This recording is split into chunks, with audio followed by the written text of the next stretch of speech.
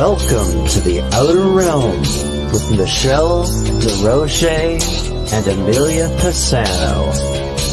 Airing live on the United Public Radio Network, 105.3 FM in New Orleans.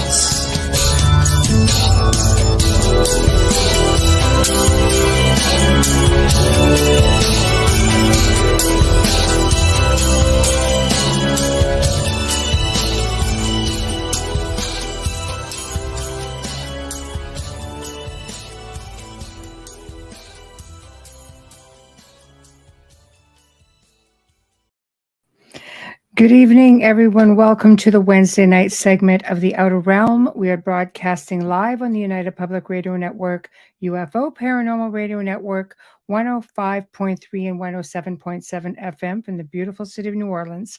We are fully sponsored by the amazing people over at Folgers Coffee who have been a part of our journey since the very beginning. So huge thank you to Folgers, Amelia, and I could not do it without you. Also, big thank you to Justin Snicker, aka Dr. Snick, the Sonic Surgeon, for his contribution of his time, his music, and his voice for the intro that you just heard. He's an award-winning composer of Halloween, horror, sci-fi, and dark wave electronic music, which can be found on any of your favorite music platforms. Also, thank you to Steve McGinnis, the artist behind all of our banners and logos here at the show. Check him out on Facebook and Instagram. Also specializes in the Halloween genre, but can do phenomenal commission pieces, books, comic strips, you name it. This guy can do it. So also, it is that time where we want to bring you guys up to speed. That's right. The Paranormal Symposium, Halifax Paranormal Symposium, which is coming up on October the 7th. So pretty soon, actually, about a week and a half. Amelia and I in the Outer Realm do sponsor this event. It's going to be fantastic. And let me see if I could just bring up some of the guests that are going to be there for you guys. Hold on. Stop the presses. I'm trying. I am kind of solo at the moment. Here we go. Great guests. So we have Kim Moser. For those who are all just listening, since we are a family, I tend to forget that sometimes. Kim Moser, Lauren Coleman, Richard Gallagher, Daryl Wash, Chris Stiles. Kim, Daryl, and Chris have been on the show before. And I know that the director, Dr. Elliot Van Dusen and Dr. Daryl Walsh are going to be on tomorrow night. So we're going to have a whole lot of paranormal discussions, and we're really going to touch a lot on the symposium as well, just to give you guys a heads up. They've got a lot of things going on and contests, so on and so forth. So heads up for that. So tonight we're doing something a little bit different. I've been super excited about this. Dang, thunderstorm ruined it for us last time. So anyway, they are with us this evening. And we are really proud to welcome Daniel and Teresa Duke, authors and historians and the great-great-grandchildren of Jesse James. They're going to be discussing their book, The Mysterious Life and Faked, you heard right, Death of Jesse James. If time allows, we'll touch on one of their other books called Secret History of the Wild Wild West. Super exciting, which will segue into another segment that they will be joining us on. And who better to consult with and research and write the story about Jesse James, but his great-great-grandchildren, who put a lot of time and research into this. I mean, a lot. So it's going to be really fantastic. So for anybody who's listening on audio, which I know is going to be like millions of people. So we thank you and be patient. For those who are in the chat rooms, remember, people, we've got 7 chat rooms. It's like having a super highway that comes down to like 1 lane. So it's going to be, a little bit, we have a pretty good handle on it, but we can't answer everything all at once, and we have to keep up with the topic. So I see people are chiming in. So hello, Wayne, Tamara, Brian. Hey, Ryan, and Dolly. I know you're in there somewhere. So nice that you guys are ahead of the game, and we're looking forward to hearing your comments and getting your questions. So in the meantime, we're going to bring Teresa on, and we're going to be waiting for Daniel, who's fashionably, actually, he's actually not late. We got a minute to go. Kudos to him. Hello. Oh, Hi. how are you? I'm good. I'm good. Thank you for having us on. Oh, pleasure. I've really been looking forward to this because, like, seriously, who hasn't heard of Jesse James? You'd You be know, surprised. There's actually some people out there who are like, who? I'm like, never mind. Too long of a yeah. story to I'm get like, into. what? Like, for real? Yeah. You know? Wow. Well, I Or mean, they think of the modern day one, the bike rider. there's, They're like, oh, him? I'm like, no. yeah, we love him. Yeah. What? Yeah. He's dead? What? Yeah. I know. I know. No, you're not wrong with that. You're not wrong with that. I think, people Googling information don't know how to use actual keywords like West, Wild Yes. West, Yeah. you know. Yeah. So we're just going to wait on Daniel, and then we're going to get started. I am, like I said, really looking forward to it, and I'm We glad are that you, too. well, that's great. You'll find that Yes. you guys are going to pretty much, take this wherever you want to go. It's going to be very, very laid back. Amelia can't be joining us tonight. She's been off for a little bit with family stuff, and I know she's just sitting there going, but you are coming back on, so she's like, okay, that's all right then. you know so she does send her best, and I know she'll be listening in as she always does. Well, Oh, we appreciate you rescheduling for us. I was so oh, upset about that thunderstorm. We need the rain, but I yes. couldn't think of the worst time. And then the internet went out, and I was like, It's like, come so on. yeah. I It was like, actually really? worked out. Like, we tend to book months ahead, and but we always try, and this is really like a popular demand thing. We always try just to do a show, the two of us, like once a month. And when I looked at the timing, I went, oh, I could switch this. This is okay. I was, So it worked thank out you. really well. Yeah. Oh, I was really like ecstatic. I'm like, wait, I have a Yeah. solution. I can't always say that. Yeah. It's Well, we always were like, really grateful. Thank you. oh, you're very welcome. You're very welcome. I see Dan is here. I don't see a camera. Dan, did you give your, well, let's bring him on. Nope, not connected. I don't know if you can hear me, but you have to give permission to your microphone and camera. So I will bump him out. Let him try again. There we go. Perfect. All right. So we'll wait, give it another whirl. StreamYard is actually pretty easy. I think depending on the platform, it doesn't like Safari very much, apparently. So, Google Chrome apparently is its favorite. So I don't know. We'll see. But anyway, we can, slowly get started as we wait for him to come on.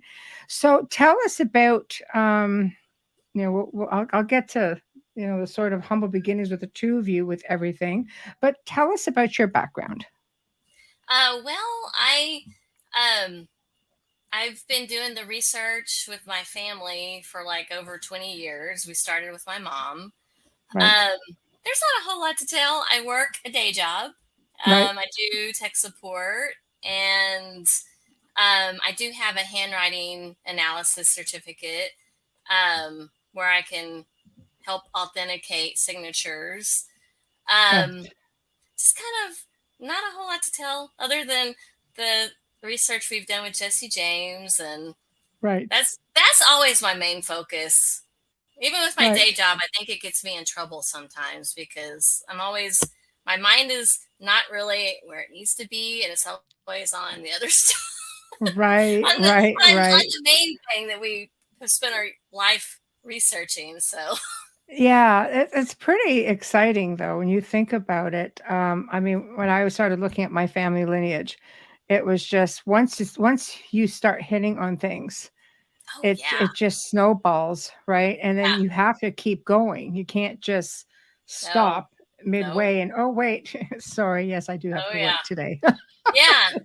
And you really do, because it's like there's so much that you can find in your background, and it'll take you down, one rabbit hole and another, and yes, before you know it, you're just kind of immersed in it. So right. it's Right. just and it is hard when you are looking at on your day job and you're like, oh, there's all my stats I have to think about today. I don't want to think about that. I want to be retired. Yeah, I have things to do. Yeah, I I got know. research to do. I know. It is really hard. There he is. All right. Bam. Hello, sir. How are you? Pretty good, and you? Well, I'm much better now. Gang's all here. I tried my microphone on my PC and it wouldn't work, so I got on my phone. Oh, that's okay. That's okay. Right. It sounds beautiful. So Good. yeah, so we are all good to go. All right. So Teresa was just telling us about her background in all of this. Do you want to chime in with yourself as well? Or you're just like author extraordinaire? Yeah. Oh yeah. Yeah. Well, our late mother, Betty Dorset Duke, had started all of the research. She got the ball rolling on all of this. My sister and I had just we were in college long ago, and mom had some free time on her hands, so she grew up hearing the legends of Jesse James and her family at family get-togethers, holidays, things like that. And she wanted to find out once and for all whether our family stories were true, that Jesse James faked his death and died, or didn't die as history stated. So, was our family history true, or was the accepted history true, that claims that Jesse James was killed by Bob and Charlie Ford, shot in the back of the head in 1882. So she wanted to find out what the truth was, and we had family photos, a treasure map that was passed down through the family, and a lot of different items. And she, instead of going to just anybody, she took it to the biggest experts she could find, which was the Texas Department of Public Safety, our state police. Wow. Their forensic lab verified that our photos matched the historically accepted photos. And then she took it to the Austin Police Department, their forensic lab. They verified the same thing. And she took it to a third group called Visionics at the time. Then they were purchased by a company called Identics, but they were world leaders in facial recognition technology and sold their software to the military and international airports, stuff like that. And that's what got the ball rolling. And we thought the James Farm and Museum in Missouri would be happy to know that Jesse wasn't killed and that he got away, but that was the last thing they wanted to hear. Yeah, academia and having to change history. Yeah. Not really on their top list of priorities. Yeah. And it sounds like your mom was messing around. Like she's just, let's just go to the top, get this done and over with. Because there's a lot of like you guys went through DNA stuff. There's all this DNA stuff that you can look up on that and is saying, no, this is conclusive. And so how do you work? How do you, first of all, separate the legend from fact? Well, Jesse's life up until it was both the accepted history and our family stories agree pretty much on Jesse's life up until, after the Civil War. Through the Civil War, he was born and raised in Kearney, Missouri. He fought in the Civil War. He was 14 years old. And I don't know if you want me to go into details on why. Please, that's your show. You take it where you want it to go. Thanks. He was 14 years old. He wanted to fight in the war. And little backtracking on that. A lot of, in history books, a lot of the people, most of the time you see the Civil War started in 1860 and, lasted 4 years, and that was that.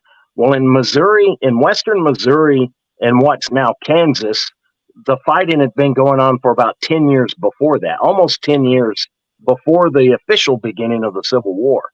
So, you'd have guerrillas and just, it was like mob justice. You'd have guerrillas form like the Red Lakes in Kansas. They would raid homes in Missouri.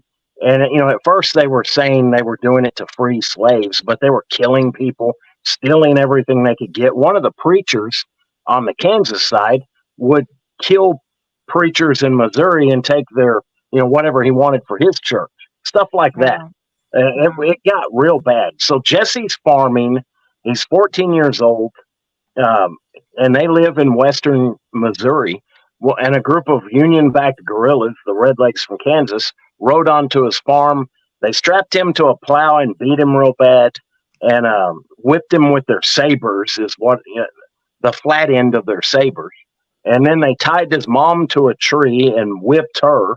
And some accounts say she was pregnant at the time. And then they hung his stepfather, Dr. Reuben Samuel. They didn't kill him, but he had permanent brain damage after that. And so, I could understand why Jesse would want revenge, especially when you're a 14-year-old kid. Oh God, yeah. All that anger and testosterone. It wasn't so much politics. It was it was basically defending your property, your life, and your family. Right. And a perfect example of that, like Jesse, he fought for the Confederacy. Cole Younger and the Younger brothers also fought for the Confederacy, but the Younger family were Union backers. They supported the Union until Union-backed guerrillas murdered and robbed their father on his way from town. So that's why Cole Younger and his brothers joined in with the James gang. Well, with the guerrillas, and then after the Civil War, the James gang. It got real. It was, people like, and I like it. It's easier.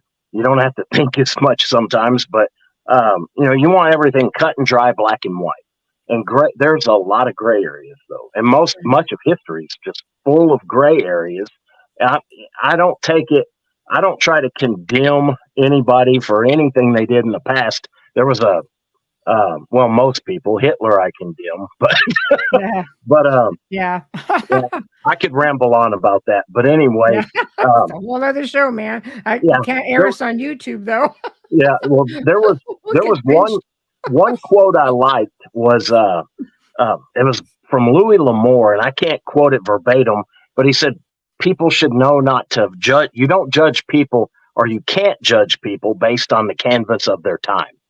They could only be judged from people in their time, not in any other time. So I always liked that. So I always try to remember that when I'll read something, because we've had ancestors who were Northerners, ancestors who were Confederates. That was their fight. It's not mine. So I try not to judge them. War is a whole other cup of tea though. The rules are, it's an entirely different world. Exactly. Oh, yeah. Whole new ball game. Yeah. They play by their own rules. Completely different. And you can't judge because, you're not in their shoes. It's about survival. Right. It's about, in some cases, revenge. Yes. It's about, like you said, Dan, just protecting what's yours because, it's a free for all in times like that. And people do kill mercilessly for no reason. In a way, when I look at a lot of them were farmers, and they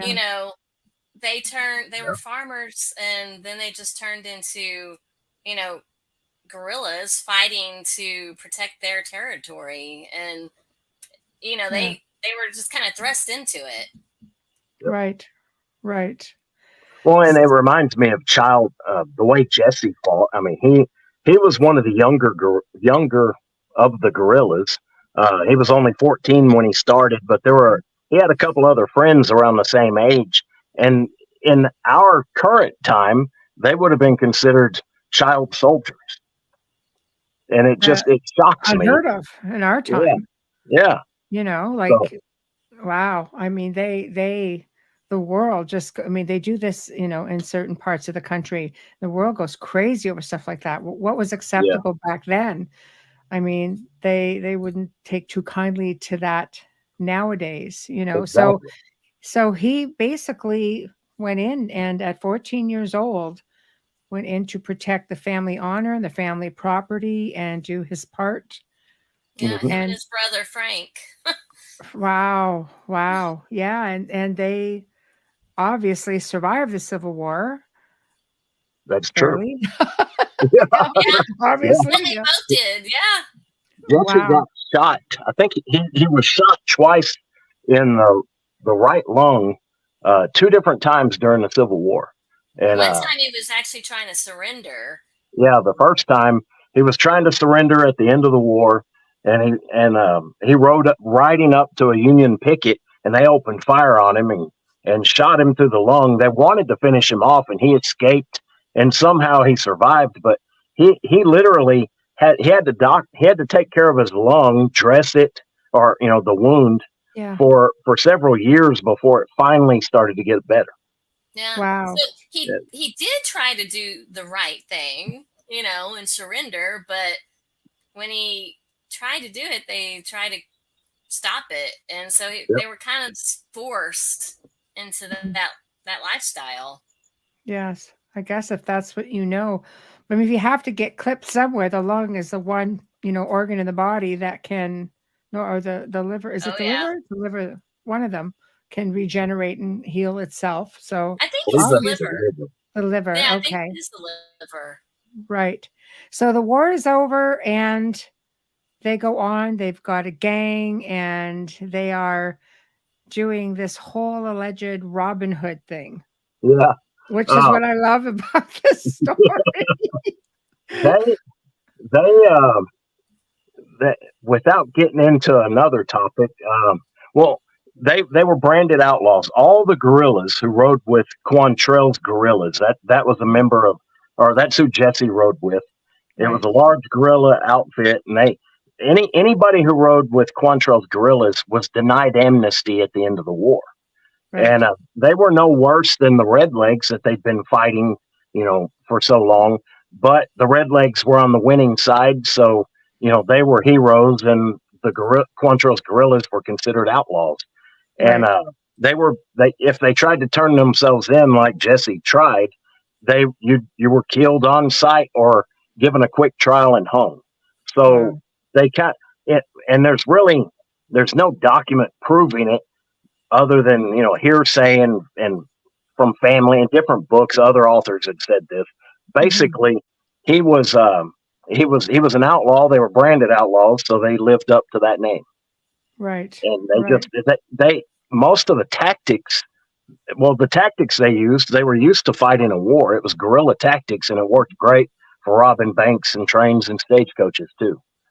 So Right. Right.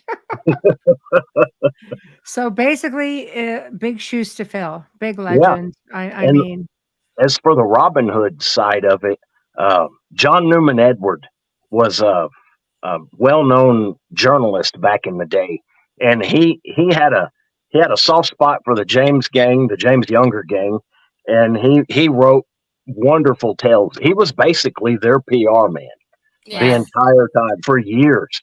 Um, anything that was blamed on them, he would write a big article in support of the James gang. And he was Right. basically their cheerleader in the newspaper world. So Right. Right. That's what's fantastic. You got a whole fan club back there. This yeah, is great. I'm sure there were a lot of people who were just rooting them on, yeah. especially on the heels of a war. Oh Well, yeah. You want a half hero. the You want a country, hero. and Yep. that's interesting. You said that. Um, Jesse and Frank. Well, half the country at the time thought of them as heroes. The other half thought of Yeah. them as brutal murderers. Mm. But after everything was said and done, like years later, Frank was brought to trial and he was acquitted of any crimes he was ever committed or accused of.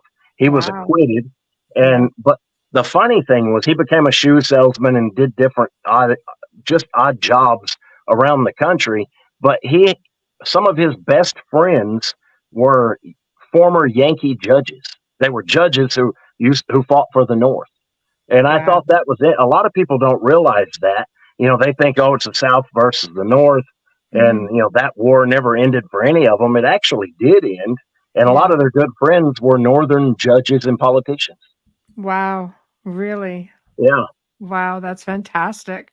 And So Frank gets to get into a normal life pretty much for the Yes. most part. I mean, if Frank James can Yeah. actually, if you can Have actually a call normal it life. as normal Yeah. as possible for who he is, and Jesse just keeps living the outlaw life. Oh, Yeah, well, and he wanted out. yeah.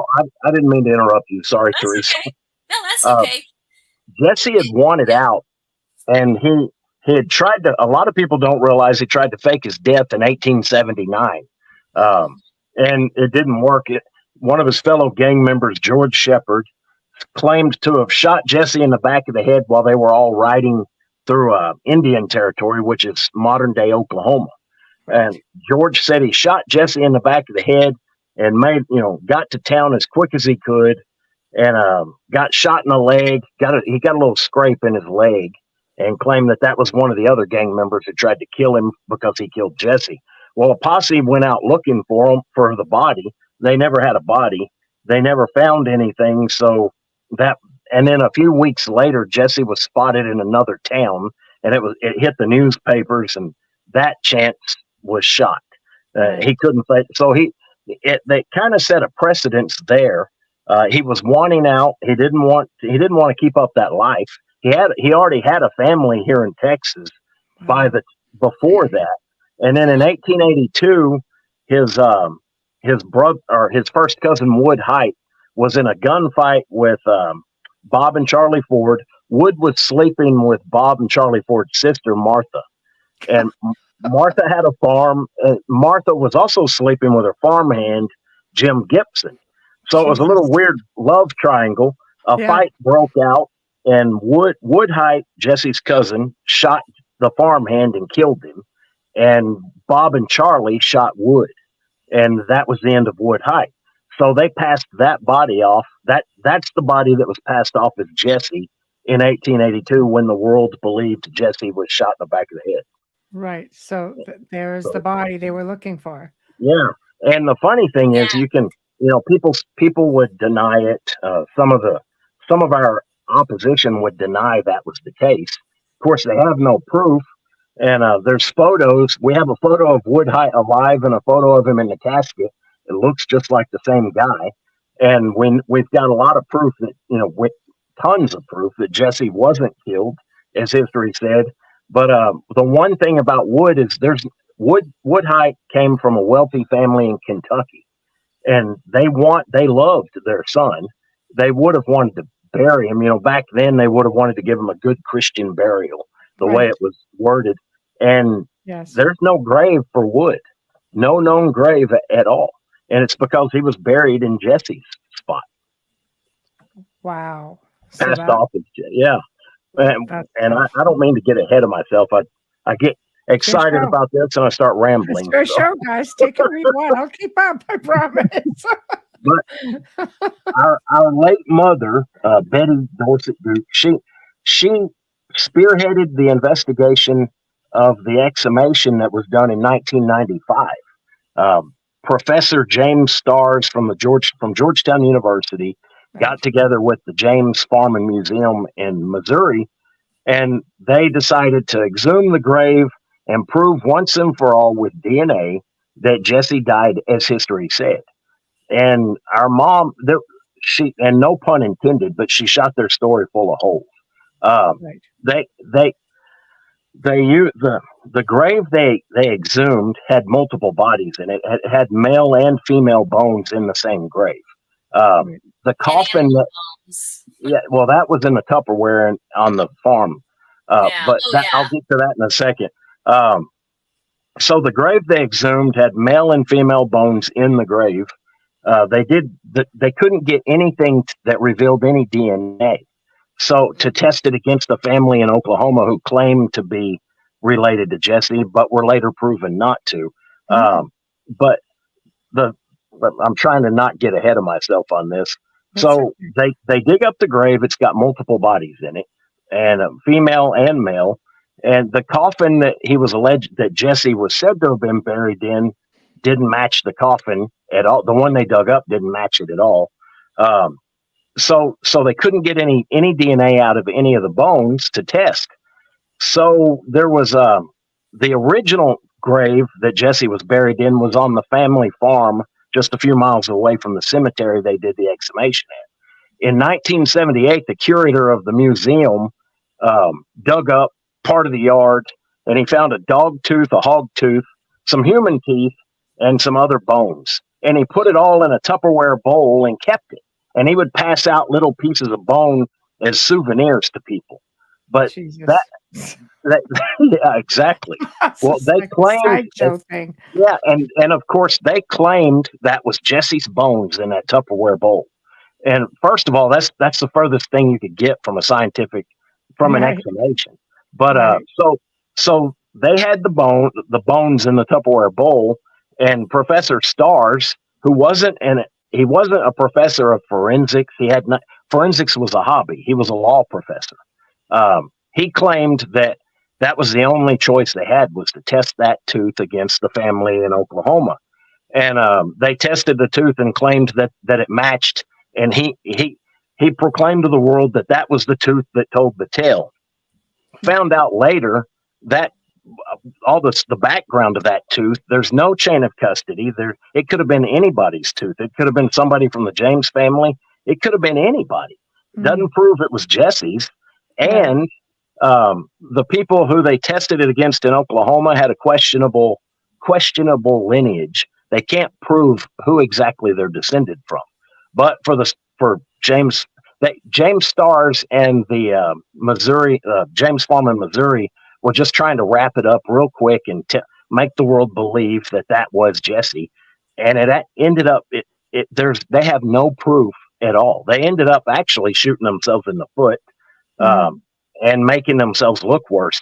The attorney, the former Clay County commissioner, who was in charge of holding the teeth and a sample of hair that was said to have been Jesse's, by court order, he was ordered to turn the tooth and the hair over.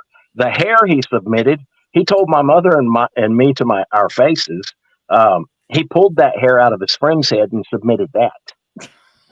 And the funny thing is, they built one documentary they did around that entire hair, and it had nothing to do with Jesse. It was pulled out of out of the head of a man named John Hartman, who was the Clay County Parks director at the time.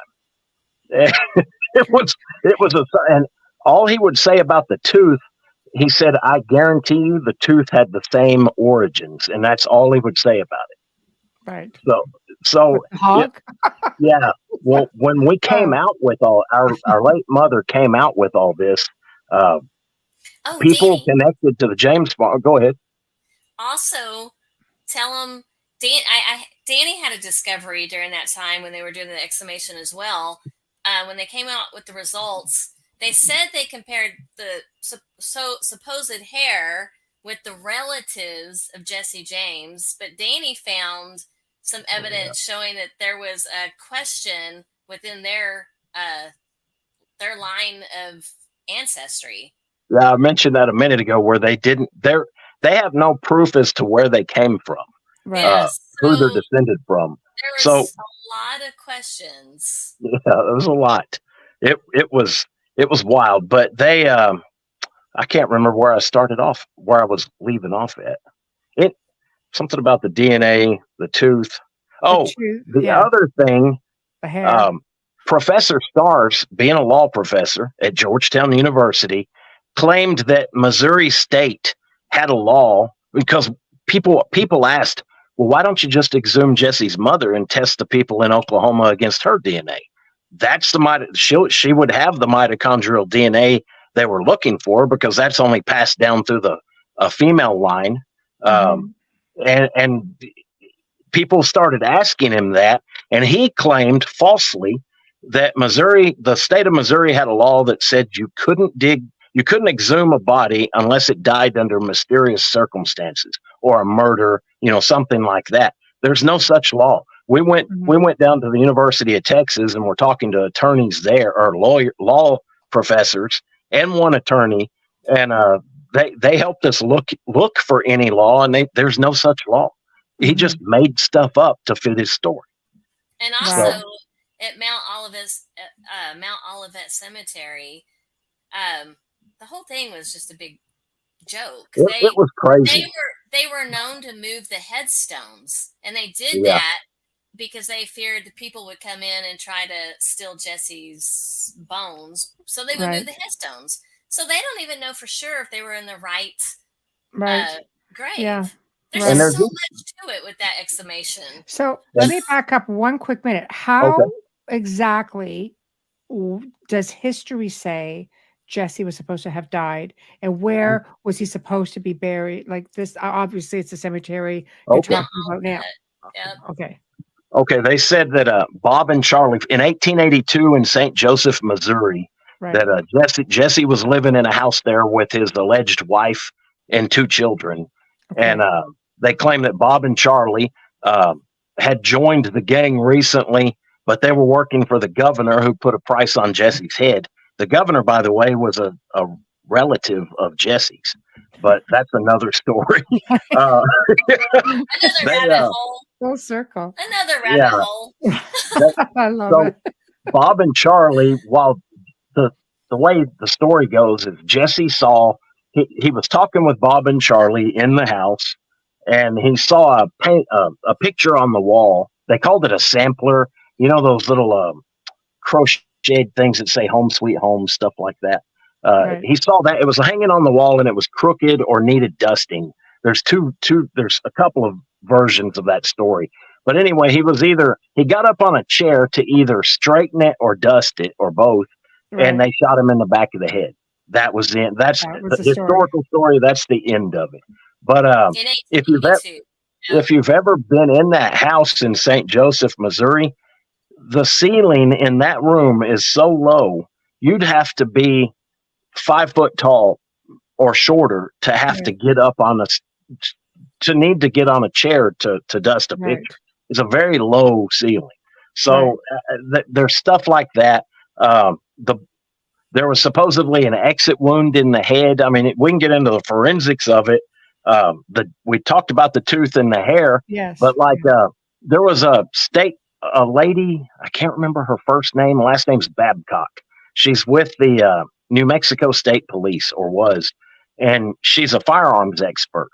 They asked her to reenact the alleged killing of Jesse James, and the gun was a .44 revolver, and it was basically point blank range with a .44 revolver shot in the back of the head. Jesse would have had no face left. I was going to say there would not be much left at all. Exactly. It would have blown his face off. Yet there's no exit wound in the body. Right. So there was not even a scar or bleeding or anything. He wouldn't have had a face. So there's a lot of different experts. Our photos match, firearms experts, DNA experts. Another thing with the DNA that they were dancing around, they claimed that there wasn't a living relative, and that they had done extensive research to found that there were no living relatives. So they had to exhume this grave. There was a living relative, and her name was Sue Laura Hale. She lived in California. She was a direct descendant from Jesse's mother, so she would have had the mitochondrial DNA. Yes. And they never contacted her. So Mom contacted her. She went, Sue Laura Hale went to her doctor. He extracted, blood from her, got a DNA sample, and submitted it through a strict chain of custody to our DNA doctor in San Antonio. And when they tested it, our DNA doctor tested her DNA, Sue Laura Hale's, against our late mother, and said there's a definite relationship.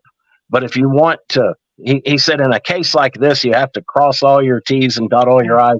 Basically, and cutting it down to what he was getting at, he told us we need to exhume everyone from Mom's dad to his mom and Jesse. So we need to every generation between Mom and Jesse. We need to get it. We need to get we don't have to dig up. And I'm starting. I feel like I'm rambling. We don't have to dig up the grave. All you do is bore a small hole into a grave, and you can retrieve a dime-sized piece of bone. And that's all that's needed. But anyway, when Mom pointed out all that, everything, and there's a lot more to it, but everything she pointed out, she wrote in her second book. And that's when the death she got a lot of death threats from people who were connected to the group in Missouri. And Wow. the FBI got involved. They Must be threatened, like families sticking together trying to get the truth. Right? yeah, they threatened Mom, they threatened Teresa and me, but Wow. it was mostly aimed at our late mother. But anyway, the FBI got involved and put a stop to it, and it kind of went over from there. So we just Holy kept on. cow. That leaves me like, I'm speechless with that.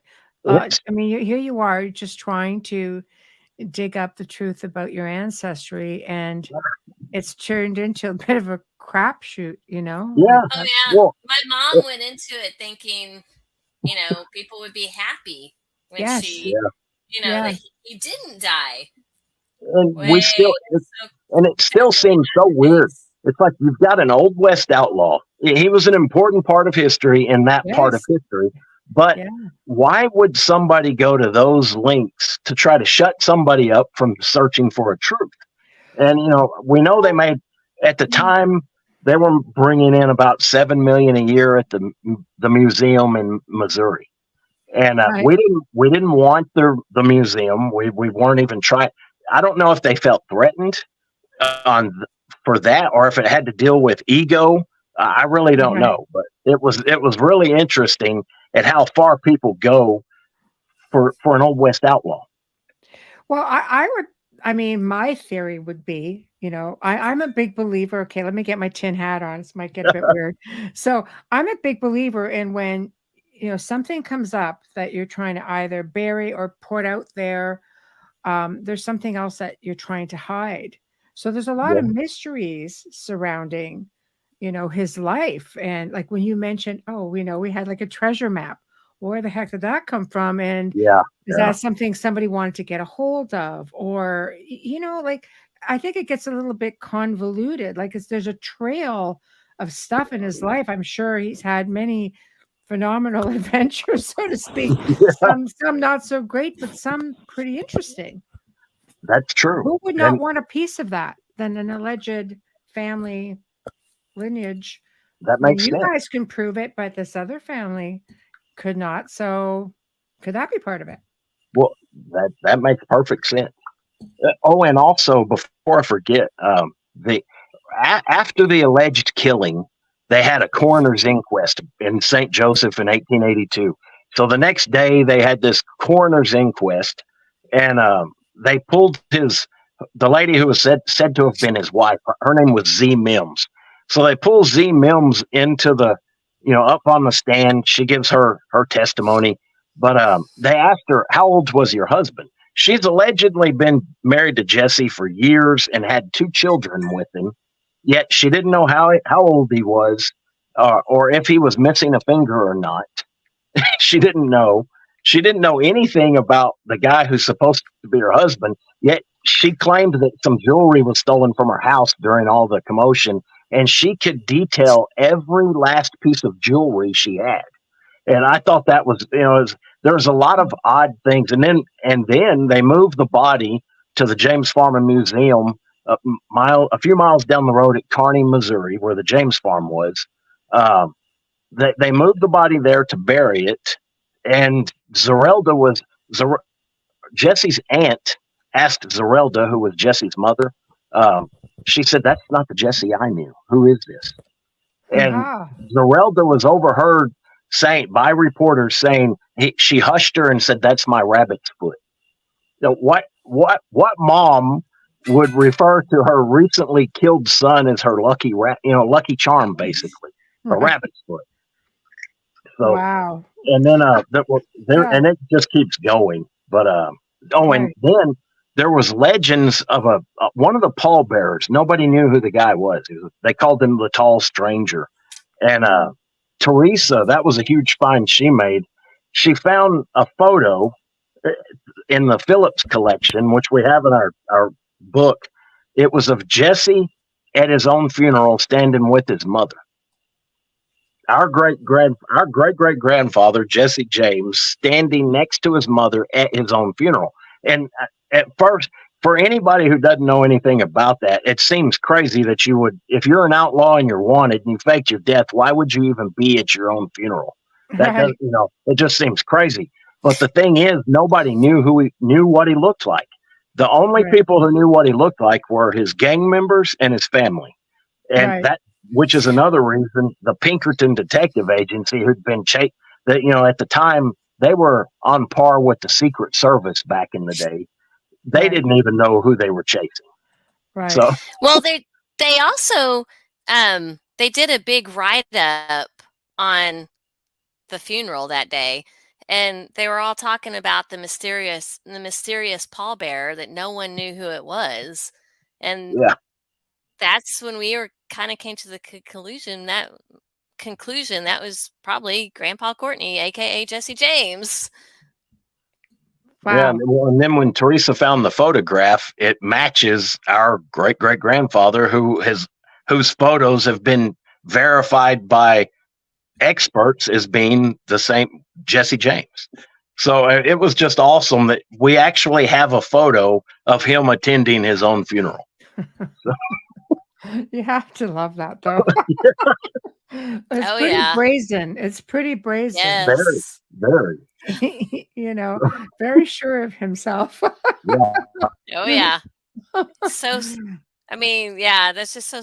He was known as being very bold. So, Right. they said he had no fear, and that kind of proved it. Right. Oh my gosh. So you guys are going through all of this oral history. I mean, kudos to your mother, really, Yeah. for Yeah. keeping Oh, yeah. that completely alive. And you're growing up with this, because at first I thought, God, how would I feel if I found out my great great grandfather's Jesse James? I'd be like, freaking on. So, but so, sort of how I felt when I found out I was related to William the Conqueror. It's like, yes, okay, well, at That's least we got a cool. little bit of warrior spirit in Oh, there. That's fantastic. wow. Yeah, right. Oh, that's really I cool. have a long Templar line, lineage, so as you can Cool. see. Oh, wow. Yeah, but that's for another show. People don't ask. Yeah. I want to sit in on that one. Oh, yes. I want to. That sounds really cool. Yeah. Well, you know what? Yeah, very fortunate. But again, like we were talking about at the beginning of the show, once you get started and things start snowballing, you're just like mind blown, and it's hard to stop. Yeah. Exactly. Well, and another thing, one of the, aside from our opponents and the people who sent death threats to our late mother and all that, one of the big hurdles that she had that always irritated me and Teresa and her, when a woman, it was that thing, and of course it started, I think her first book came out in 99. Women seemed like they took a back seat to male historians, if that makes sense. I'm sure it does. I mean, just because she was a woman, people they had that attitude like, well, let me take a look at that little lady, you just to make sure you're right, that kind of attitude. And it was, that always bugged me. And that was another reason, that and a lot of other reasons why Teresa and I vowed to continue the research. Right. I think it's great. Like, from the time you started your research, or I guess your mom started the research, to the time you wrote the book, how many years have you guys, did you have to delve into that? Almost 30 years now. Wow. I was going to say, my mom knew, always heard the stories her entire life growing up, and she always told us about it. And it was, right after we graduated, she decided to pursue it further. Right. And so, I mean, it's been since probably, like Danny said, 25, 30 years now. It's just, right. Yeah, it's just ongoing. Yeah. And I then never you get to that point, it. it makes me feel old, so I quit counting. Yeah. Well, yeah. I mean, aside from the fact that it put you through the ringer. Besides that, because the whole FBI thing, the threats, oh yeah, So they really did attack my mom. Well, even after she really passed did try to away, attack her. she passed away in 2015. and she was buried 5 days later. Before she was even buried, some of the same people who were connected to the death threats were posting things on websites all over the internet, making fun of, like, drawing pictures on Still her attacking her. obituary, on her obituary pictures, things like that. So Yeah, there's they were yeah, still it got attacking her even real. after she passed away. Terrible things.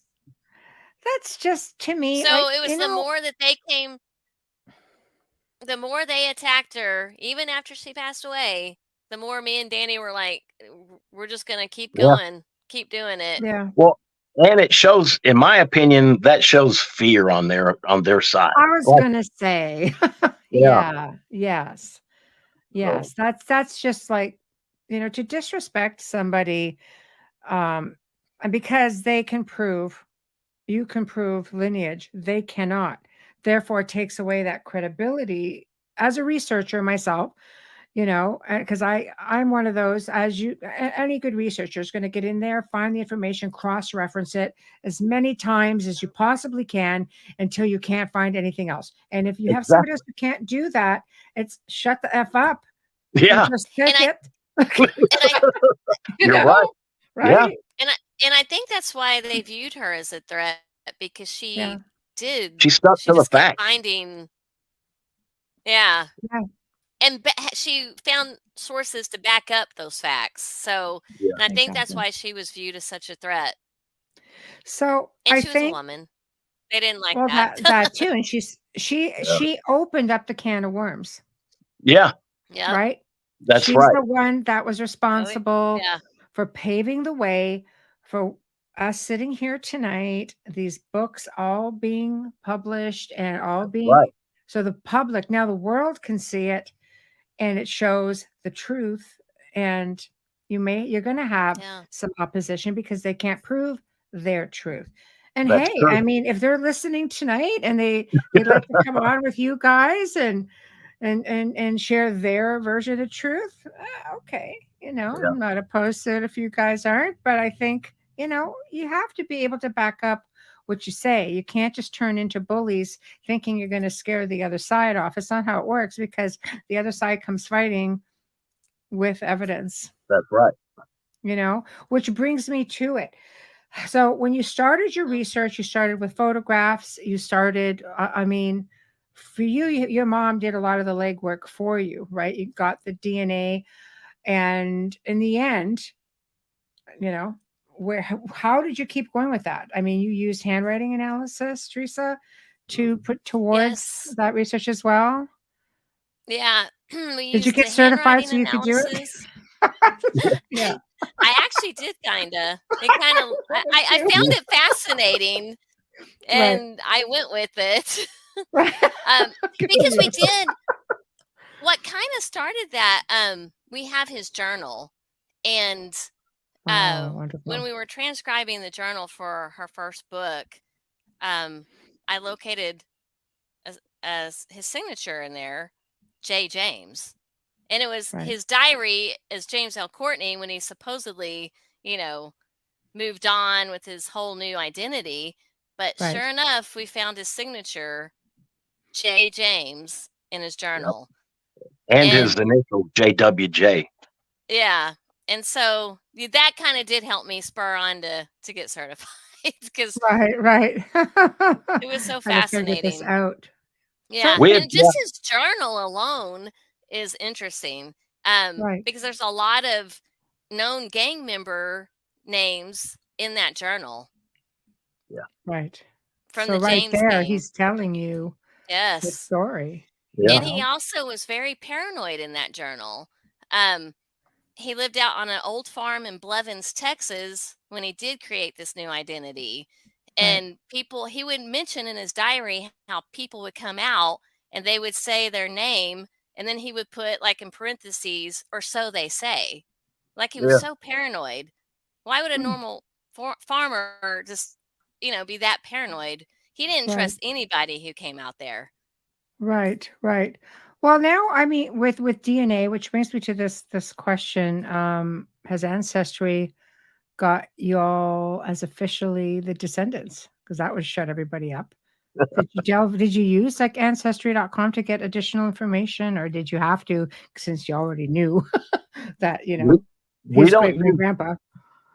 according to, and I don't want to get anybody in trouble, but Mhm. according to our DNA doctor, or he we shouldn't use 23andMe or anything like that. He said, well, he does testing, not to, and he wasn't trying to bash that.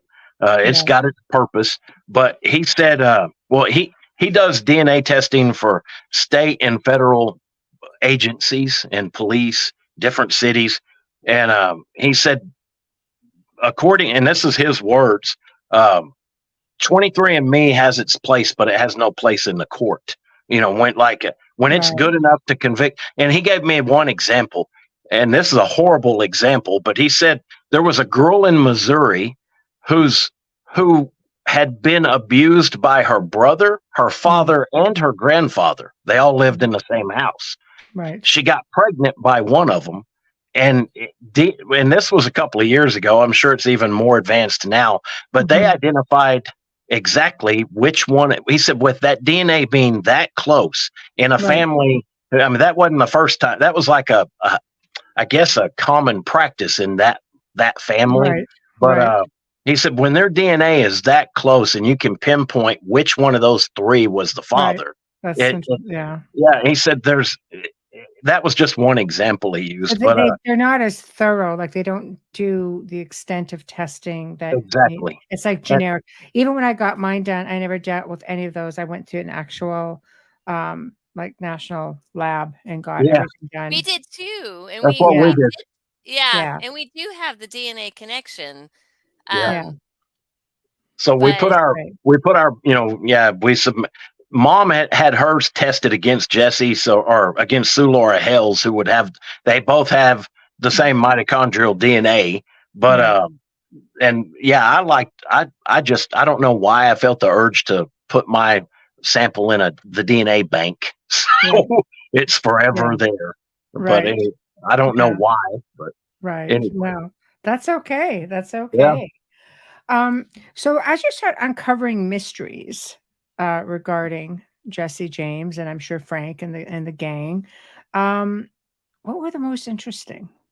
Oh, we've got one photo. Frank James, for example, he married a lady named Annie Ralston, and she was from a real back the way they worded it in the day was a well-bred family, a well-to-do family. Right.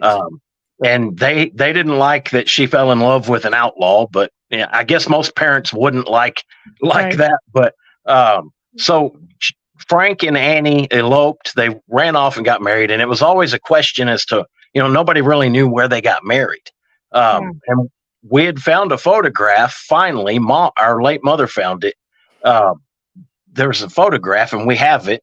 It was Frank and Annie at their wedding at Jesse's house in Blevins, Texas. Jesse's in it. Frank and Annie are in it. Belle Starr is in it, and Jesse's parents are there.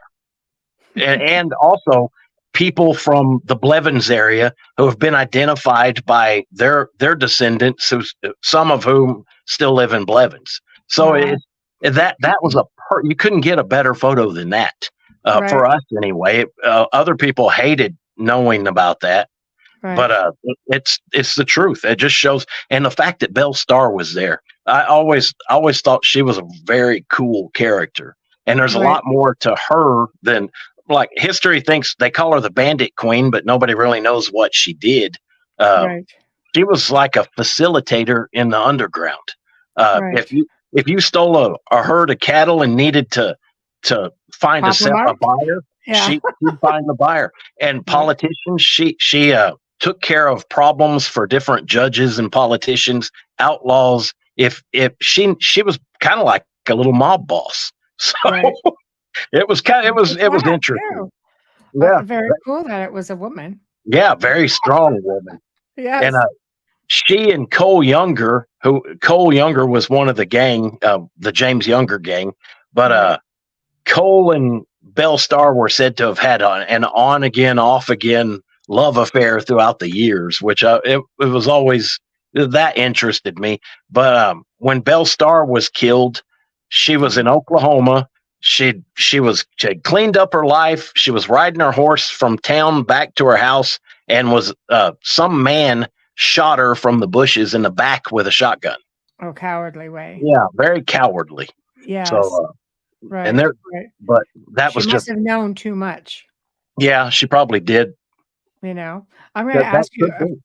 I'll ask you a follow-up question because I know it was in here someplace about EVP. So I'm going to ask. You know, if we're going to get into paranormal. So of course, people know. You know, like I'll ask, like, did you consult mediums or anything like that to? Right, the dead do speak. Yeah. I can attest to that. So the dead Oh, do speak. yes. So, It's funny you mentioned that. Okay, good. It's funny, yeah. Well, very funny, especially lately. She may be watching tonight. I think she's watching. I'm not sure. Heather Besser. She's probably. I think she's the best medium there is. I've Right. never seen anybody. She knows stuff, and I'm very skeptical on things like that. She was. Here we are, Heather. Hi, Heather. Good. Hi, Heather. Heather is awesome. And She is. We've spoken to Heather. I've always been real skeptical of this kind of stuff, and just kind of took it with a grain of salt. If you know, kind of like a horoscope. You know how a horoscope can they're so vague, it's gonna fit. But when it came to Heather, she got detailed, like pets' names, pets we've had who we never put online. We don't talk about them, and I've seen her do it to other people. She's awesome. It blew my mind. It's amazing. So it's some of she mentions a lot of details that aren't widely out there. That's where it. Yeah. And I guarantee, because anybody could research us and find stuff about us online and put things together. But she said stuff that I know for a fact haven't ever been put online. Yeah. If you have mediums on your show, she'd be a good one to have on your show. Right. I guarantee she would blow. Absolutely. We're always open. I wish she could pop on now. Heather, well, I mean, if you're there, Heather, let me know, and I can. I don't. You'd have to throw. You guys would have to send her a link since you have the contact info. Oh yeah. To bring her into the show. So basically, you figured, okay, she seems straight up. She's got this information that nobody else has, and she gave you some validations, I take it. Yes.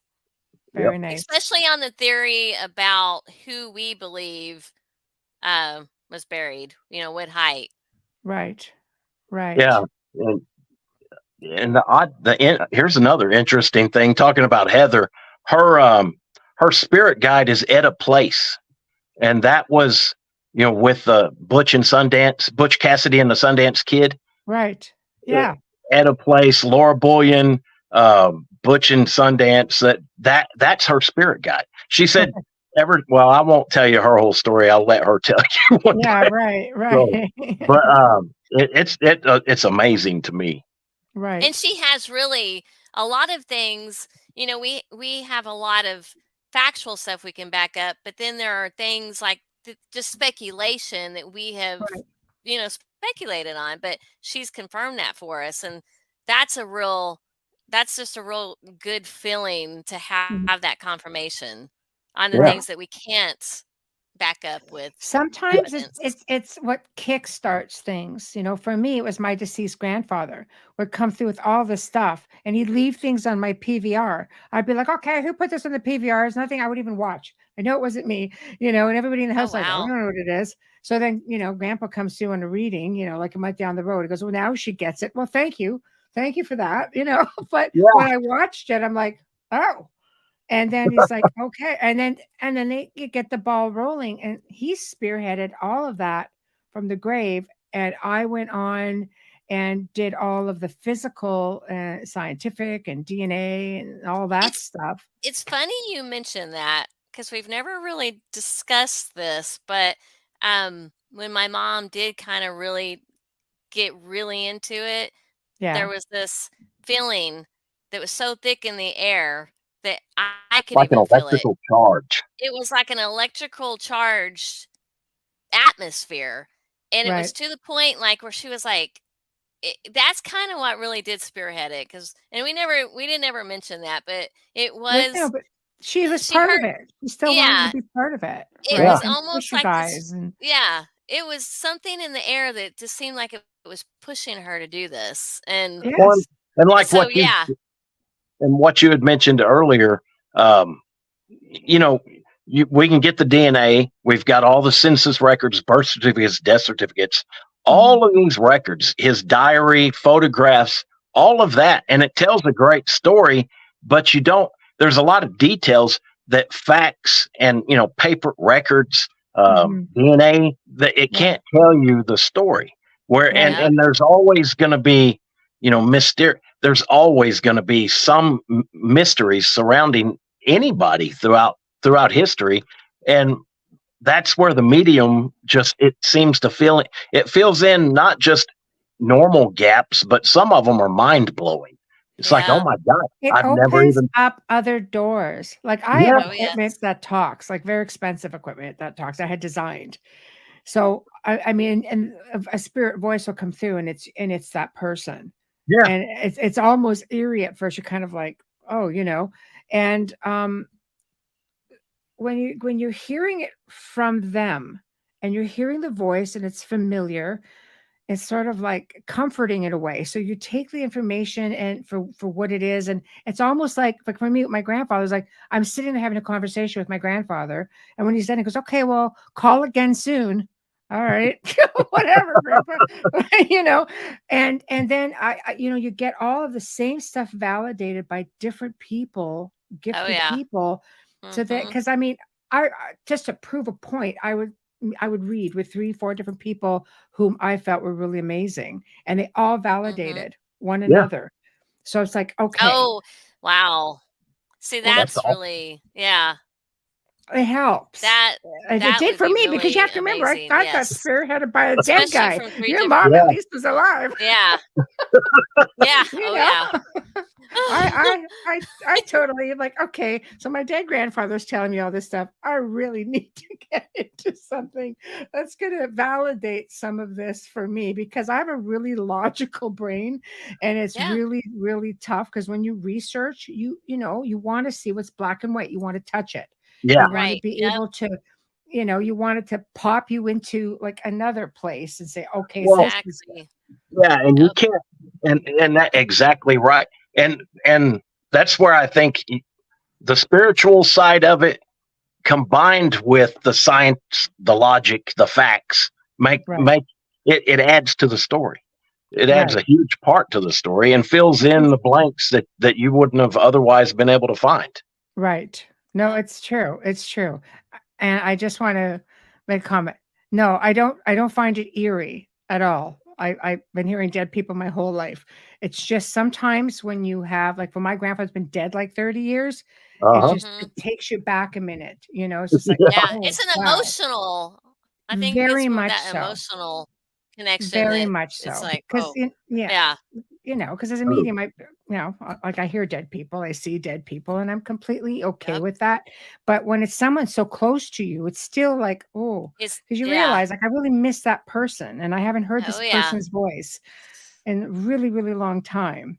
So when they're trying to push you on your path, like, I have no doubt your mom is behind here going, maybe you find yourself going into a certain path or a certain direction, but you don't really know why. And it could very well be Jesse himself. It could be your mother. It could be other family members who are all there saying, we're right here. Just ask.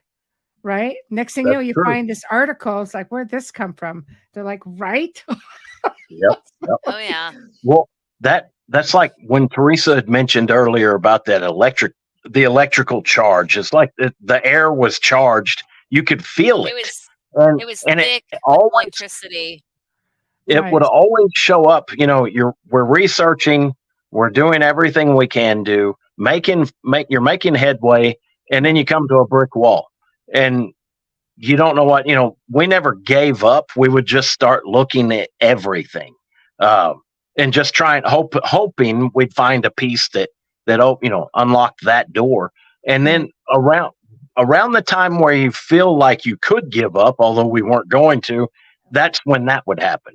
It's like there's an electrical charge, and one of the three of us, Mom or Teresa or myself, one of us would find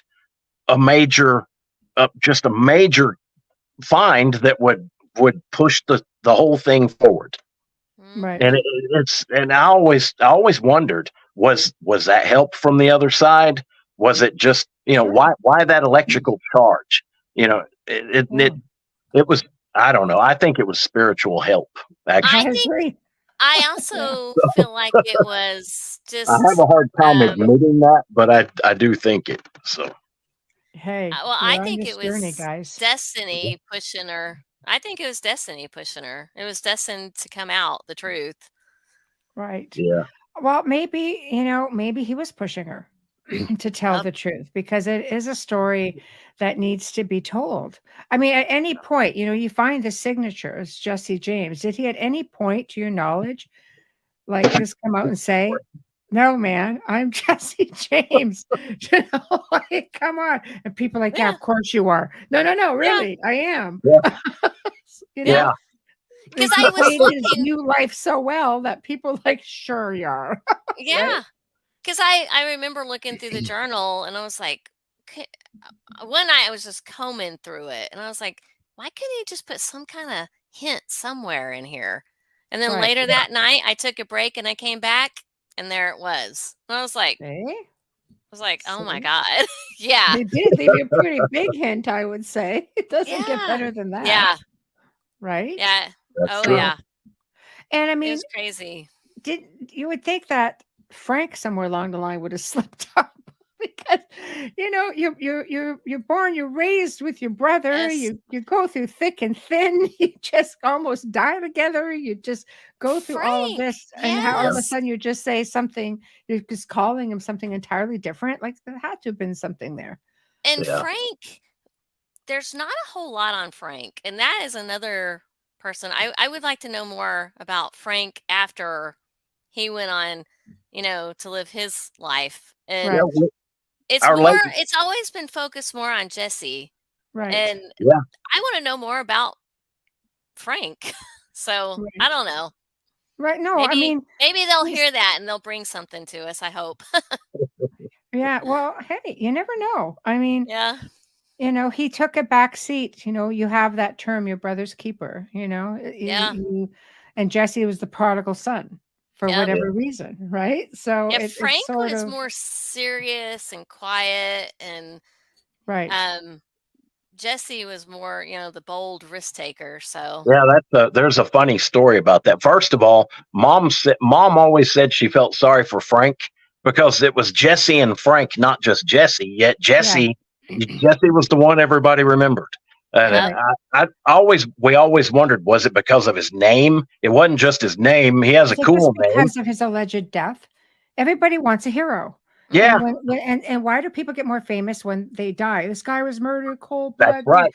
Yeah. That's just like artists. Most artists, they're starving during their life, painting their art, and then after they're dead, suddenly it's worth millions. So yeah, exactly. It's amazing.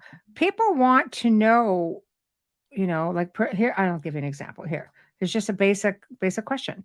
Did he have a favorite food or favorite meal? Like, people want to know who these people were personally. And stuff. He did like honey. And he also liked spicy sausage. Like hot, spicy sausage. There you go. That's a nice combination with the honey. Yeah. And another thing he liked. One of the things he liked. Oh, sorry. Sorry. No, one of the things he liked that shocked me was he loved fine china, like teacups and saucers. Oh, really? Yeah, which I never would have dreamed. An old West outlaw who'd been shot up throughout his life and made, tough as nails, loved fine china. So do it with style. Yeah. Right. Do it with style. Spirit medium Daniel says, I have 20 minutes from the real Wild West and Tombstone, home at the Birdcage Theater. Amazing place. Oh yeah. Amazing place. Absolutely. So, yeah, that's just craziness, all of it. But I love the personal aspect of it because it really makes him more real and more human, Yeah. because we all, the legends are legends.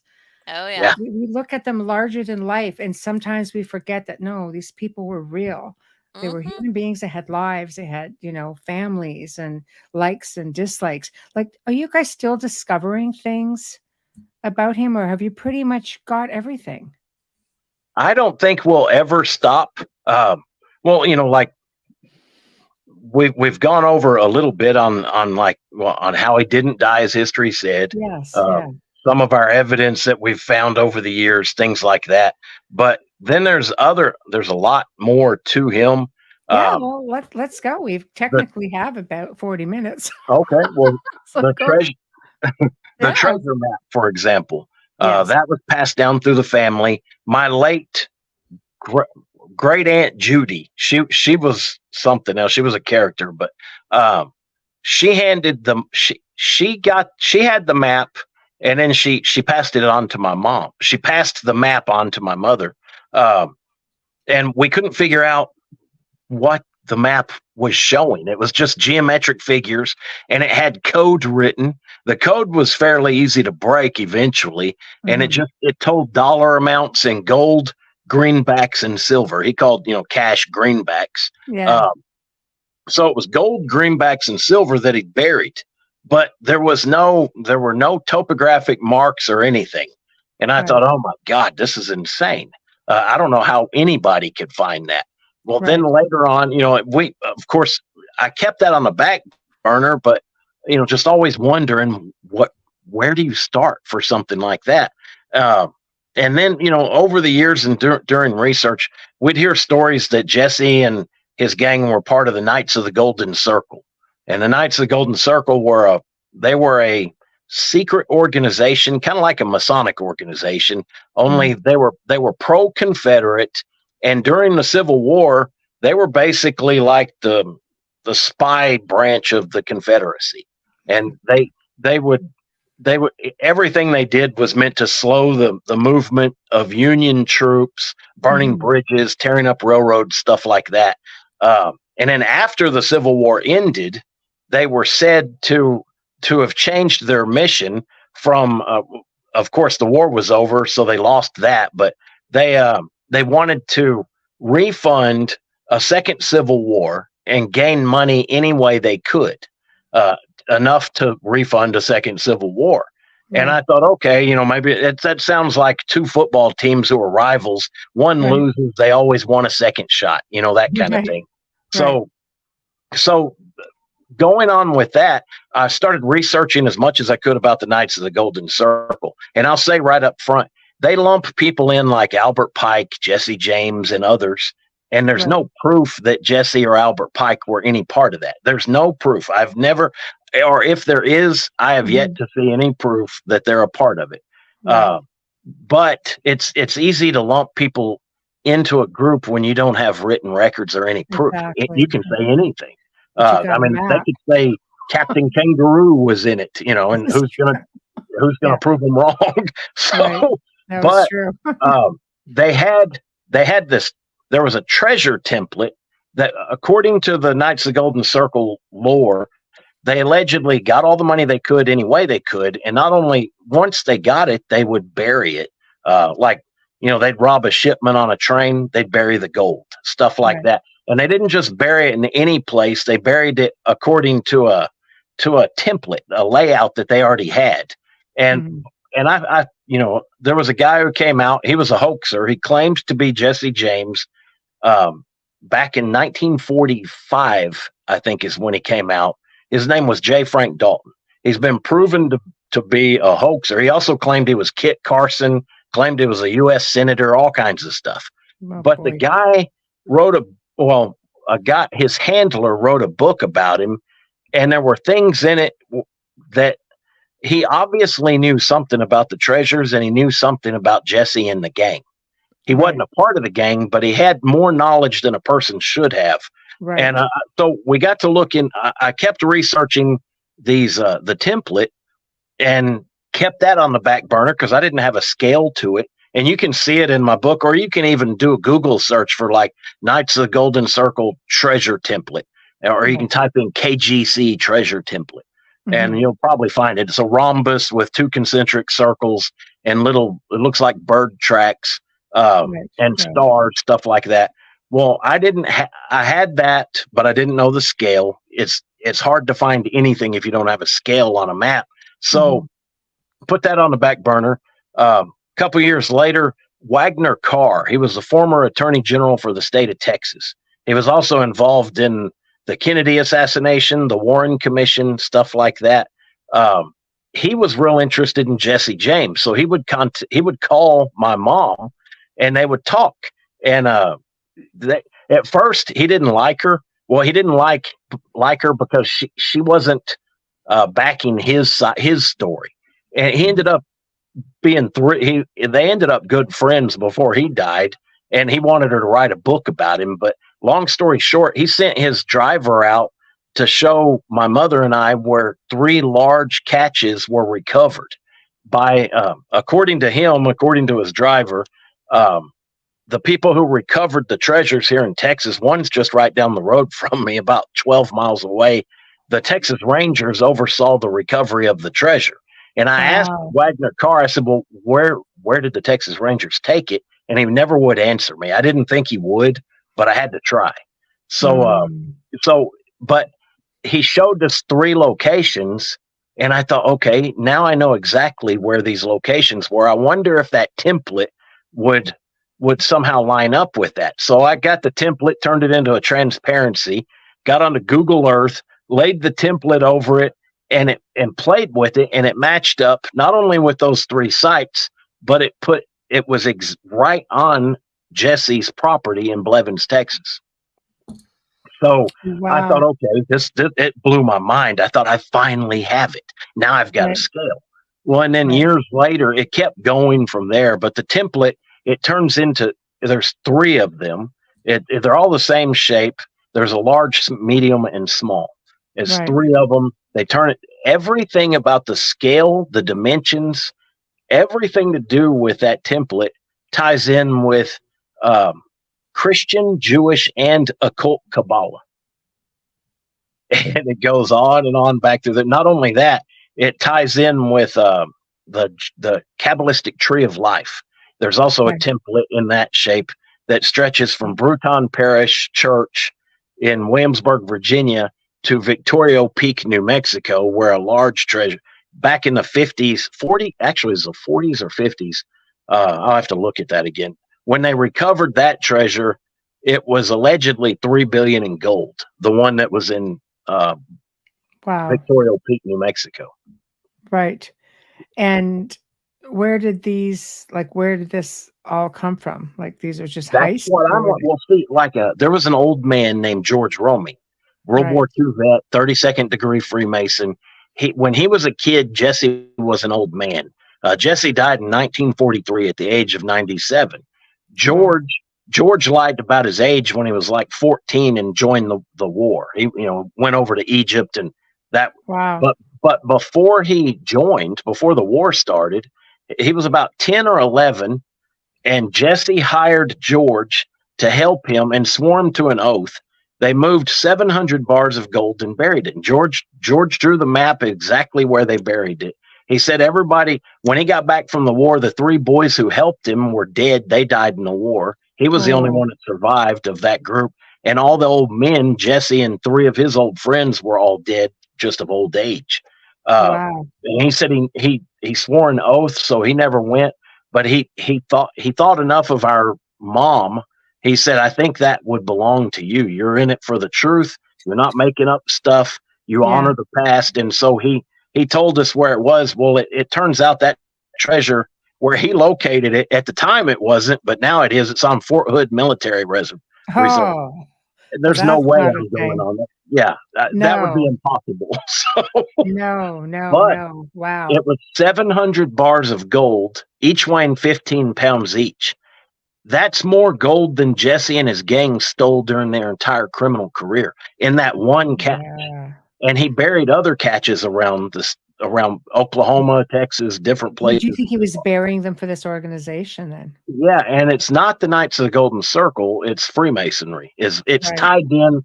It's tied in with a group within Freemasonry. Right.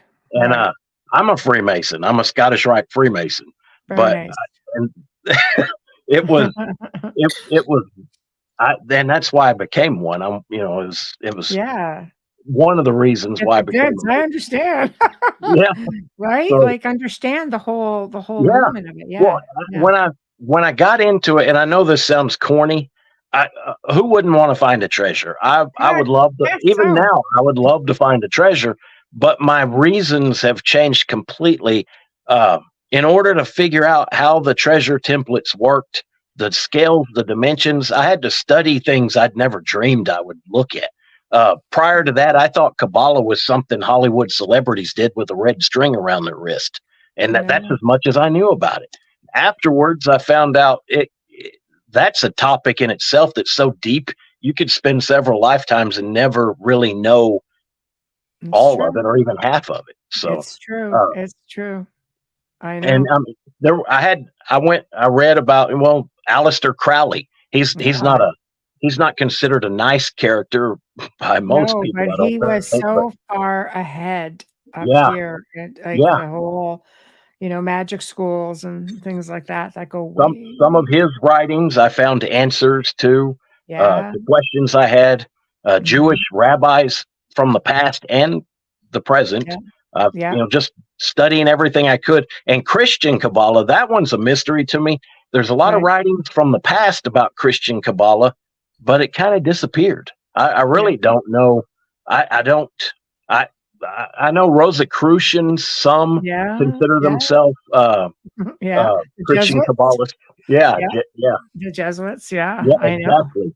And then there's different groups. There's different groups, like the Jesuits, according to some, are considered the bad guys, but then again, others consider the Masons the bad guys. So I always try to keep open-minded and not, but it's been. I know. There's definitely a lot of groups involved in the story. Yeah. A whole lot. Right. It definitely seems to hop around a lot. Just if reading different things that you sent me, to give me an idea of discussions and so on. And it's just like, my gosh, it's really hard to pinpoint, because now like this could end up segueing into like the next segment. So like, do you get tempted, especially knowing that this treasure is there and it is on military land, just to prove the point, like just to prove it's there? I've thought about it, but I also some of the larger ones like that one's definitely a large one. I have a feeling they already got it. I have a feeling that's why the base is where it is, or one of the reasons anyway. Because they would know. There are people that will be high up enough to know exactly. Yeah, and as part of the whole organization. Right? Exactly. And people in that group are more they've got a long reach. And not just that group. You don't want them knowing that Well, I've wrote about it, so now they all know. Well, shit, honestly. But and the corny part that I was getting at earlier was just that. I thought, hell, I'd love to find some gold, and then you start finding out everything that went into it, and it ties back. It's almost like doing your genealogy, only of an organization and people connected to one another. I ended up tracing it, Jesse, there's Albert Pike, goes back to the different Freemasons in the U.S. to some of the founding fathers. It goes beyond them to Sir Francis Bacon, who was considered the founding father of modern day Freemasonry, Rosicrucian, the Royal Society, a lot of different groups. So I thought, okay, he's the guy who started it. He wrote a book called The New Atlantis, which seems to be a blueprint for America if you look at it in that light. or what America was supposed to be. But I thought, okay, this is the guy who did it. And for about 3 days, I was satisfied, and I had nagging questions that ended up going down a whole new journey from Francis Bacon to his mentor, John Dee, who was involved with, the Enochian magic, Yeah. all that. Yeah. From John Dee through other alchemists and learned people to Jewish rabbis, famous, most famous in their own religion, but then it went back to I traced the rabbis through a line from Spain, Portugal, different parts of Europe, the UK, Not back to surprised.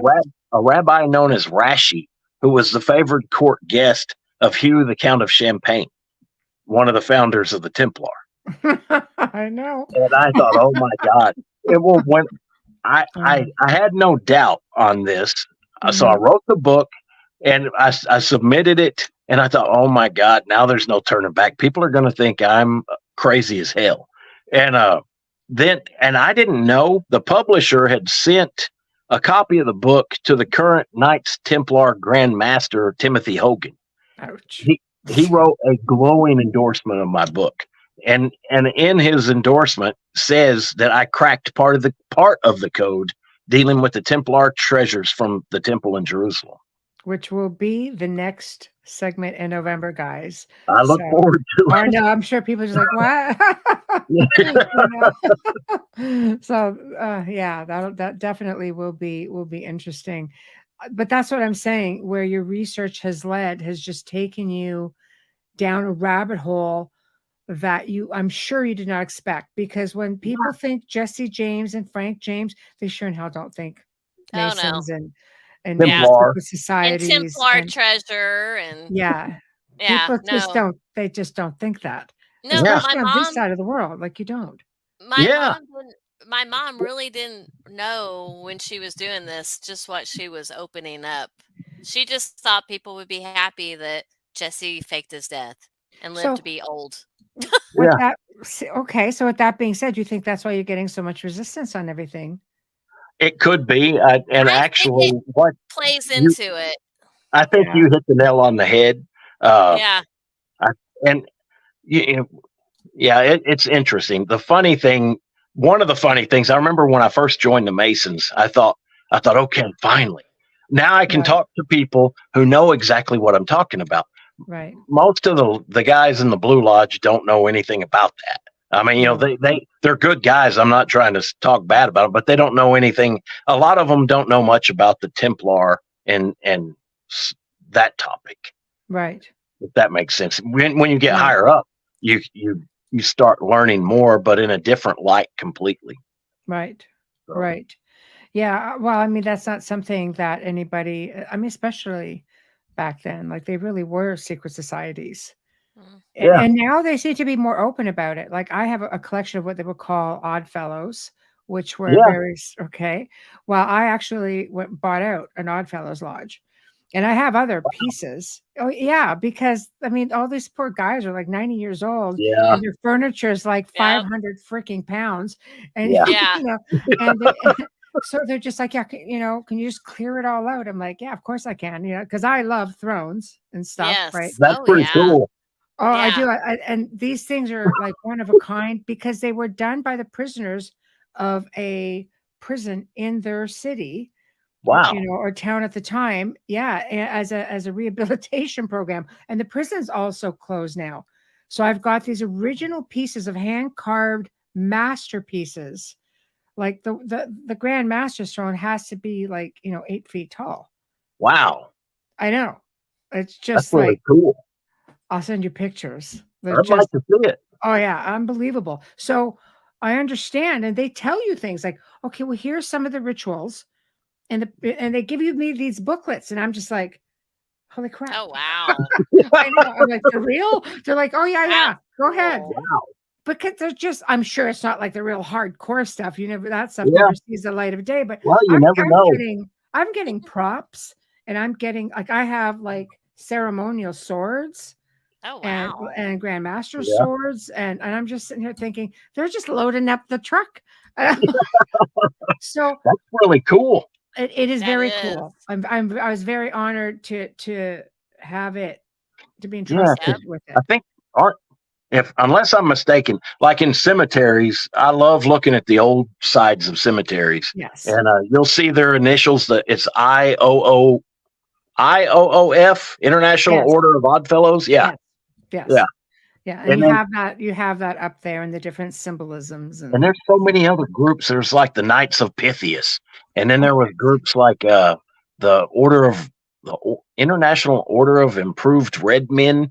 Oh, there's a lot of stuff. There's It, all kinds yeah, that all kind of stem back to the Masons. yeah, So I find it super fascinating. I really do. Oh yeah. And according, to, my friend Dolly, who was just in here a little while ago, the Scottish Rites Masons are the only ones who derive right from the Knights Templar.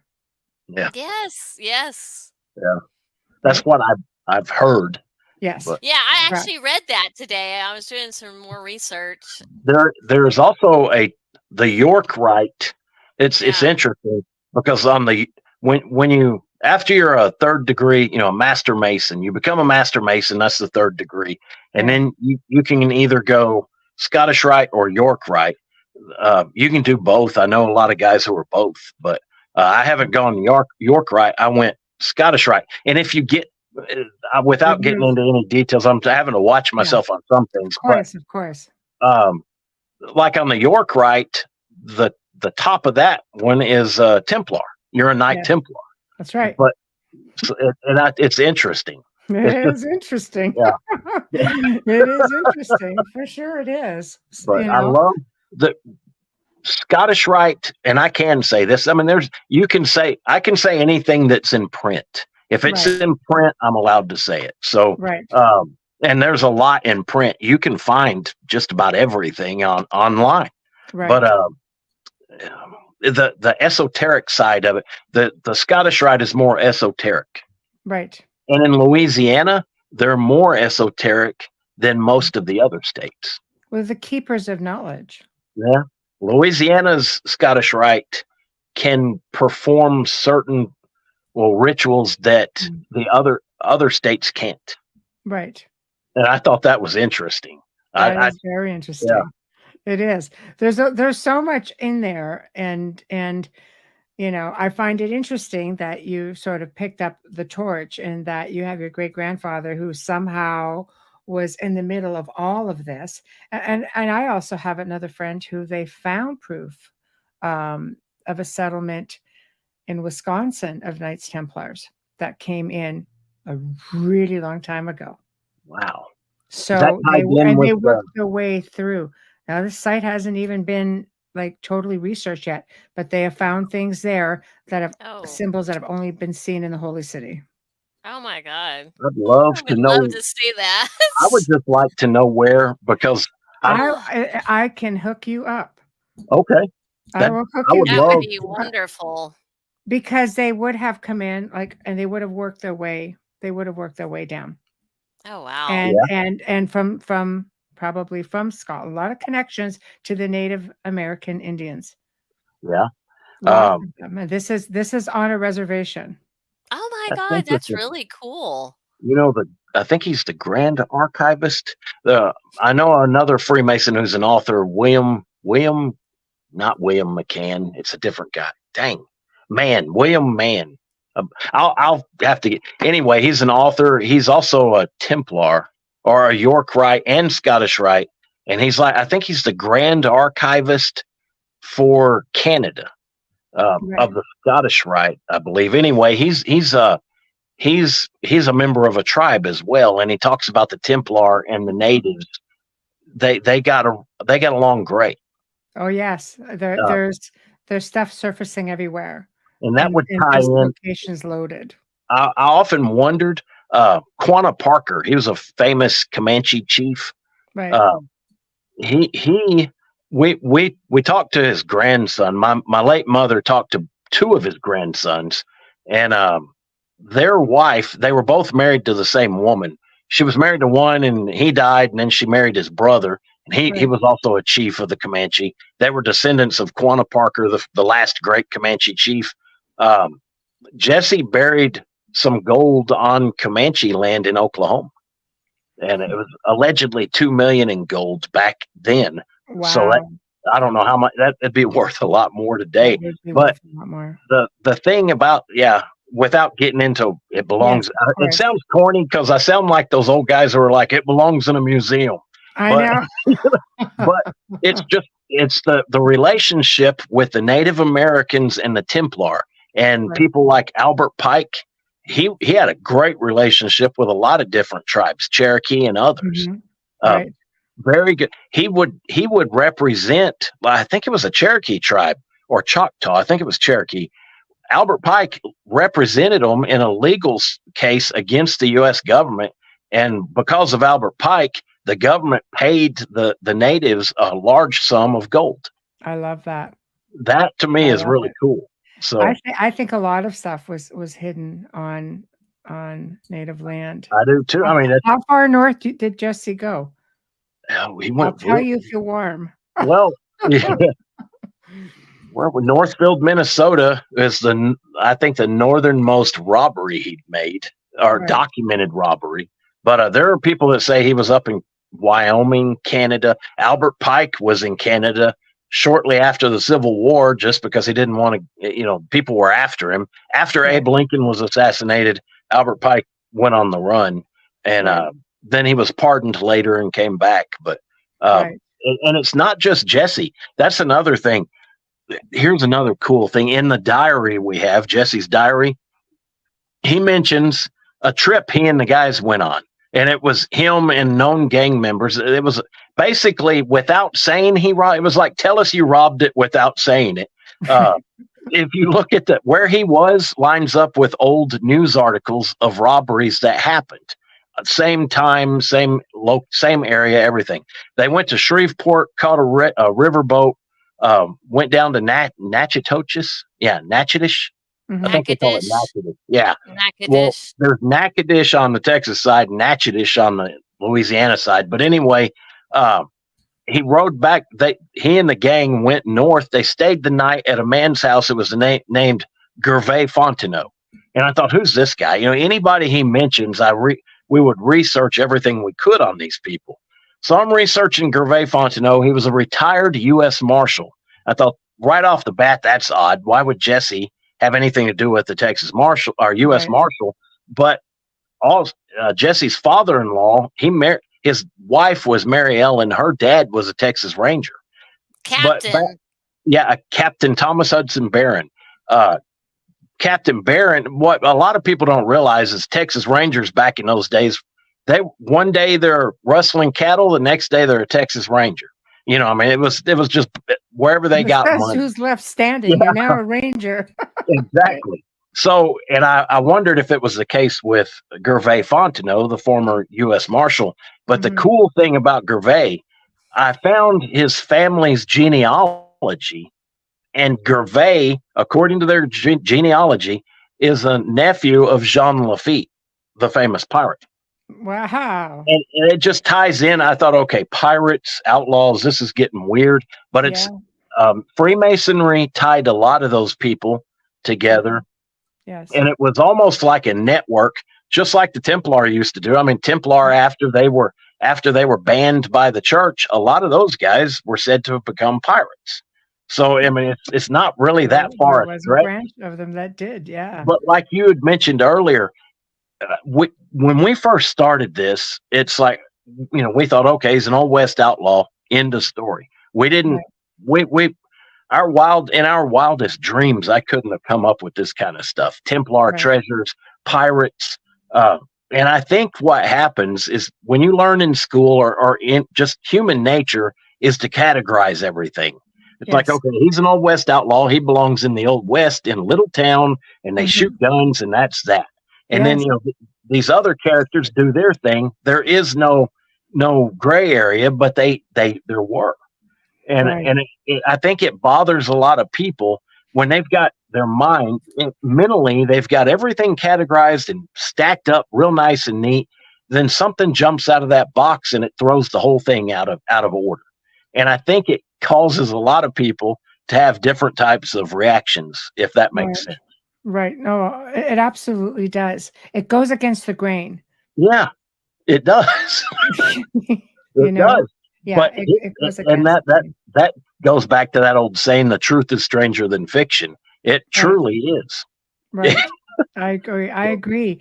I mean, you guys are definitely proving all of that. And I think like I am just mind blown because I grew up thinking it Jesse James, Frank James, and when I have to take my pick of outlaws, it was always Jesse James. So I was thinking to myself, yeah, this is gonna be great. And now, because I believe in synchronicities and I don't believe in coincidences, and I come from like a Templar bloodline. So for Oh, I do me, too. Yep, I do right? too.